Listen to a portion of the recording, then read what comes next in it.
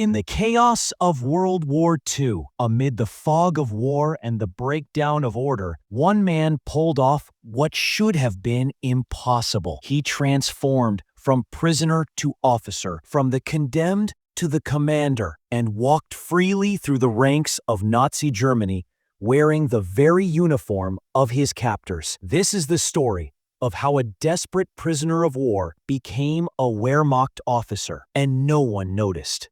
The name was Franz Weber, or at least that's what the prisoner told his captors. In reality, he was Jan Kowalski, a Polish soldier fighting with Soviet forces against the German advance. But in the prisoner of war camp outside Minsk, Belarus, such distinctions were becoming increasingly meaningless. The camp held over 15,000 prisoners, Soviet soldiers, Polish partisans, suspected collaborators, and civilians caught in the wrong place at the wrong time. The conditions were brutal. Prisoners received starvation rations, watery soup, and a piece of black bread that barely kept them alive. Typhus swept through the barracks weekly. The guards were overwhelmed, undersupplied, and indifferent to the suffering around them. Jan had watched men die every day for 3 months. He knew his own time was running short. At 28 years old, he had already lost 40 pounds. His uniform hung off his frame like a scarecrow's clothes. But unlike many of his fellow prisoners who had surrendered to despair, Jan's mind remained sharp, calculating, watching for the one thing that every prisoner dreams of: an opportunity. That opportunity came in June 1943, in the form of a massive Soviet counteroffensive. The artillery barrage started at dawn, shaking the very foundations of the camp. Katyusha rockets screamed overhead, transforming the eastern sky into a hellscape of fire and smoke. The German guards, who had grown complacent during the relatively quiet spring, suddenly found themselves in the path of a Soviet advance. Panic ensued. Officers shouted contradictory orders. Guard towers were abandoned. The camp's routine, which had been the only structure holding the prison together, collapsed in minutes. Prisoners who had been docile for months suddenly saw their chance. Some ran for the fences. Others attacked guards. The camp descended into absolute chaos. But Jan didn't run for the fences. He had a different plan. He had spent 3 months studying the guards, learning their routines, understanding their hierarchy. He knew which officers were competent and which were incompetent. He knew which guards were cruel and which were simply following orders. And most importantly, he knew where the German officer quarters were located. In the confusion, Jan slipped away from the main prisoner barracks, while thousands of prisoners stampeded toward the gates or cowered in fear of the bombardment. He moved with purpose toward the administrative section of the camp. The officer quarters were in disarray, but not yet evacuated. Papers were scattered across desks. Maps lay unrolled on tables. And most critically, lockers stood open, revealing uniforms hastily abandoned by officers fleeing to defensive positions. Jan found what he was looking for in the quarters of Oberleutnant Klaus Becker, a mid-level officer who had evacuated just minutes before. The uniform fit reasonably well. Jan was tall and had maintained better posture than most prisoners. The boots were only slightly too large. In the locker, he also found identity papers, travel documents, and most incredibly, a complete service record. Klaus Becker, it turned out, had been transferred to the Eastern Front only 2 months earlier from occupation duty in France. He had no close friends in the camp. His transfer orders indicated he was meant to join a new unit in Ukraine, but the paperwork had been delayed due to administrative confusion, a common occurrence in the chaotic Eastern Front logistics system. Jan became Klaus Becker. He destroyed his own prisoner identification, carefully forged Becker's signature on several documents to practice it, and studied the service record to memorize key details. Birth date, March 15th, 1910, in Heidelberg. Previous posting: garrison duty in Lyon. Education: standard gymnasium. No university. Family: parents deceased. One sister in Stuttgart. The transformation took less than 20 minutes. Walking out of the camp as a Wehrmacht officer should have been the most dangerous moment, but in the chaos of the Soviet assault, it was almost absurdly simple. Jan, now Oberleutnant Becker, gathered a briefcase of official-looking documents, strode purposefully toward the main gate, and barked orders at the confused guards. He claimed he was carrying critical intelligence that needed to reach division headquarters immediately. The guards, overwhelmed by the attack and accustomed to obeying officers without question, didn't hesitate. They opened the gate. He requisitioned a motorcycle from the motor pool, citing urgent dispatch requirements. Again, the clerk barely looked at his papers. The front was collapsing. Everyone was focused on survival,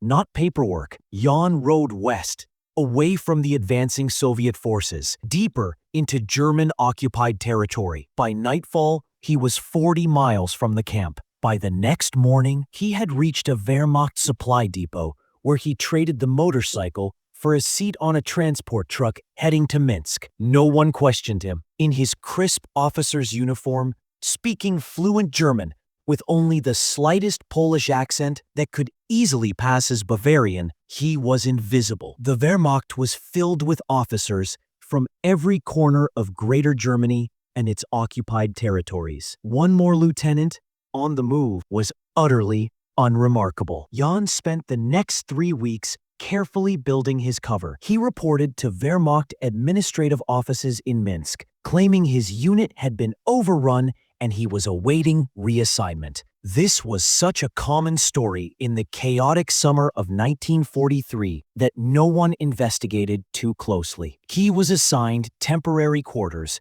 and given meal vouchers, while the bureaucracy slowly processed his case. He spent his days studying German military protocol, reading newspapers, and learning everything he could about the real Klaus Becker's supposed background. The gamble was extraordinary. At any moment, the real Klaus Becker could appear. At any moment, someone who knew Becker could recognize that Jan was an imposter. At any moment, a diligent administrator could check records and discover discrepancies. But none of these things happened. The German military machine, for all its legendary efficiency, was beginning to fray under the pressure of fighting on multiple fronts. Records were incomplete. Officers were transferred constantly. Administrative offices were understaffed. In the chaos, Jan's deception found fertile ground. In July 1943,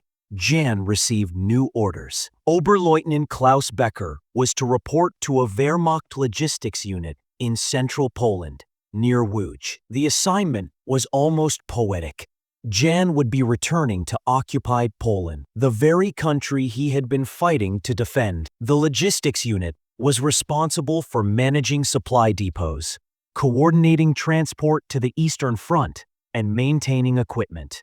It was not a combat position, which suited Jan perfectly. Combat would mean close scrutiny, intense pressure, and the constant risk of making a fatal mistake that would reveal his deception. Logistics, by contrast, meant paperwork, routine, and relative anonymity. Jan reported to his new posting in August. His commanding officer, Major Werner Schmidt, was a career administrator in his 50s who had spent the entire war shuffling papers in rear echelon positions. Schmidt was not a Nazi ideologue. He was a bureaucrat who wanted to survive the war without distinguishing himself in any particular way. "Becker," Schmidt said during their first meeting, barely looking up from his desk, "you'll be handling transport requisitions for the Southern Corridor. Keep the trains running. File your reports on time. Stay out of trouble." Jan saluted crisply. "Yes, sir." And just like that,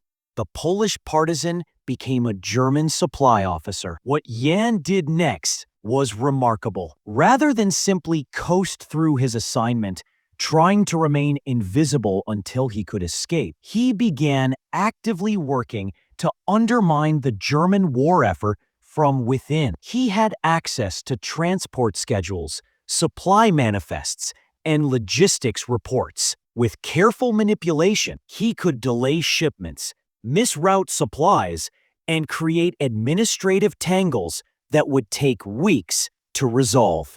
A single altered digit in a requisition form could send winter coats to North Africa and tropical uniforms to the Eastern Front. A carefully filed complaint could tie up an entire train of ammunition for days, while bureaucrats investigated. The sabotage was subtle, too obvious, and he would be caught immediately. But small delays, multiplied across hundreds of transactions, could create significant disruption. Trucks broke down because maintenance schedules were accidentally altered. Critical spare parts were sent to the wrong depot. Fuel shipments were delayed due to paperwork errors. Jan also passed information to the Polish resistance, using carefully coded letters, supposedly to his sister in Stuttgart, a fictional character he had created. He transmitted intelligence about German troop movements, supply levels, and defensive positions. The risk was astronomical. Discovery meant not just death, but torture, as the Gestapo tried to uncover how deep the infiltration went. Every day was a high-wire act, without a net. The first close call came in October 1943. A new administrative officer arrived at the logistics unit, a fastidious young lieutenant named Hartmann, who took his job far too seriously. Hartmann began auditing old records, trying to track down discrepancies in supply reports. He noticed irregularities in several shipments that Jan had sabotaged. Hartmann called Jan into his office, his face stern. "Oberleutnant Becker, can you explain these discrepancies in fuel allocation reports from August?" Jan's heart hammered in his chest, but his face remained calm. He had prepared for this moment. "Ah, yes, Lieutenant. That was during the reorganization when Major Schmidt was on leave. Several units were restructured, and their requisition codes changed. I filed a supplementary report. Let me find it for you." He produced a completely fabricated report that he had created weeks earlier, anticipating that someone might eventually question his sabotage. The report was thorough, boring, and full of technical jargon that Hartmann would have to spend hours verifying. Hartmann frowned, flipping through the pages. "This should have been filed with division." "It was, sir. Perhaps it was misfiled. You know how chaotic things were during the summer." Hartmann stared at him for a long moment. Jan could see the calculation in his eyes. Was it worth the effort to pursue this? Finally, Hartmann sighed. "Very well, but in the future, ensure all supplementary reports are filed in triplicate and forwarded to all relevant departments." "Of course, sir." Jan walked out of Hartmann's office, his uniform soaked with sweat beneath his tunic. The second close call was far more dangerous. In December 1943, two Gestapo officers arrived at the logistics unit for a routine security inspection. They were searching for suspected partisans and resistance sympathizers within the Wehrmacht. The Gestapo terrified everyone, even loyal German officers. Their methods were ruthless, their suspicions boundless. They interviewed soldiers individually, searching for inconsistencies in stories, signs of disloyalty, or any hint of subversion. When Jan was called in for his interview, he felt the cold sweat of genuine fear. These men were professionals. They knew how to break people, and unlike Wehrmacht officers, they would check his story thoroughly. The senior Gestapo officer, a thin man with cold eyes, named Sturmbannführer Koch gestured for Jan to sit. Oberleutnant Becker, you were captured briefly on the Eastern Front. Yes? Jan's blood turned to ice. How did they know? Had someone from the POW camp survived and reported the deception? But he kept his voice steady. Yes, sir. For approximately 4 hours during the Soviet offensive in June, my unit was overrun, but I escaped during the confusion. 4 hours? Koch's eyes narrow. Your service record says you were listed as missing for 3 days. The first 4 hours were as a prisoner, sir. The next 3 days I spent evading Soviet patrols and making my way back to German lines. I was debriefed by intelligence upon my return. Koch consulted his notes. Yes, I see that here. And you noticed nothing during your time as a prisoner? No fellow Germans who seemed sympathetic to the enemy? No suspicious behavior? This was the trap. If Jan claimed to have seen nothing suspicious, he would seem unobservant. But if he fabricated accusations, he could be investigated. The situation was chaotic, sir. The camp was under bombardment. I saw mostly confusion and panic. If there were collaborators, I didn't have time to identify them before I escaped. Koch stared at him for what felt like an eternity. Then, finally, he made a note in his file. Very well, you may go. Jan stood, saluted, and walked out. He didn't breathe normally again for an hour. By early 1944, Jan had established himself so thoroughly as Oberleutnant Becker that he became bold enough to expand his operations. He made contact with other resistance sympathizers within the Wehrmacht, German soldiers who had become disillusioned with the Nazi regime. They were rare, but they existed. Men who had witnessed atrocities on the Eastern Front, men who had seen the concentration camps, men who realized that Germany was losing the war and wanted to salvage something of their country's honor before the end. Together, they formed a small network, an enlisted clerk who could alter records, a motor pool sergeant who could sabotage vehicles, a communications officer who could intercept and delay orders. Their sabotage became more sophisticated and more damaging. In February 1944, Jan learned of a major ammunition shipment being prepared for the Eastern Front. Working with his network, he managed to delay the shipment by 3 weeks through a series of carefully orchestrated mistakes and administrative errors. By the time the ammunition finally arrived, the German offensive it was meant to support had already failed. But success bred danger. The more damage they did, the more attention they attracted. In March 1944, disaster struck. The communications officer in Jan's network, a man named Mueller, was arrested by the Gestapo. Someone had noticed the pattern of delayed messages and launched an investigation. Under torture, Mueller broke. He gave up names, not Jan's.